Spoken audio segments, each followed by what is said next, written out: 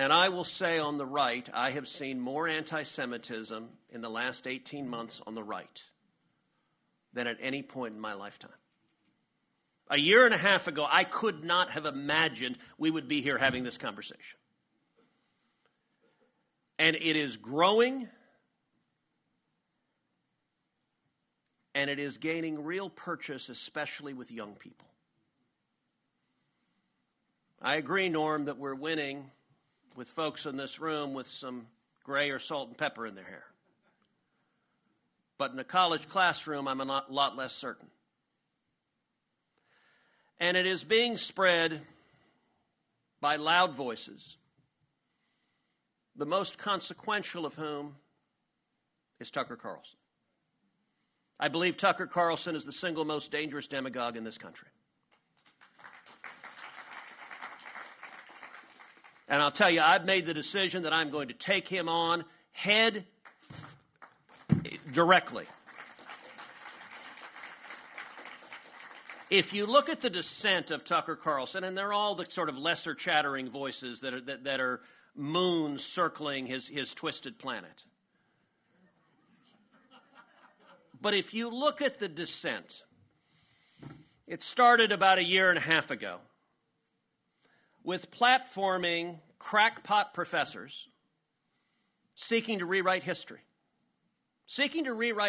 about World War II. So he has one idiot whom he describes as the most consequential popular historian in the country, who leans forward and intones that Winston Churchill was the villain of World War II.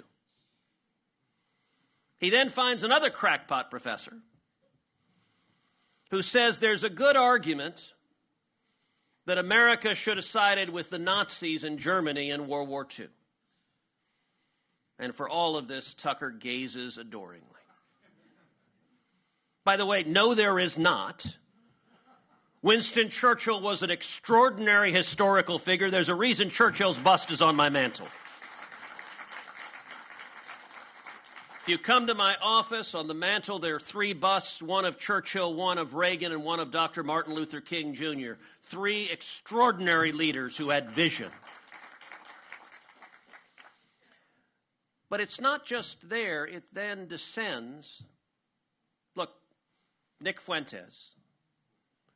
It's actually interesting if you look at Republican politicians.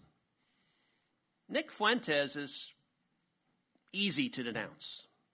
And I actually think it's a tell among a Republican politician if they'll denounce Fuentes but are scared to say Tucker's name. That tells you a great deal. Nick Fuentes is a goose-stepping Nazi. And by the way, I'm not one who throws around the term Nazi loosely. But when Nick Fuentes says, Hitler was very, very cool, I like Hitler and I agree with Hitler. Like, when you say you agree with Hitler, you are a Nazi. Tucker has Fuentes on his show. Doesn't question him about any of the ridiculous things he said. Doesn't react at all when Fuentes tells him his mission is to combat global Jewry. And Tucker nods, interesting. Fuentes tells him every year he celebrates Stalin's birthday. By the way, what kind of freak even knows Stalin's birthday? I don't know it, and I don't care to know it. But Tucker just coos when he says that.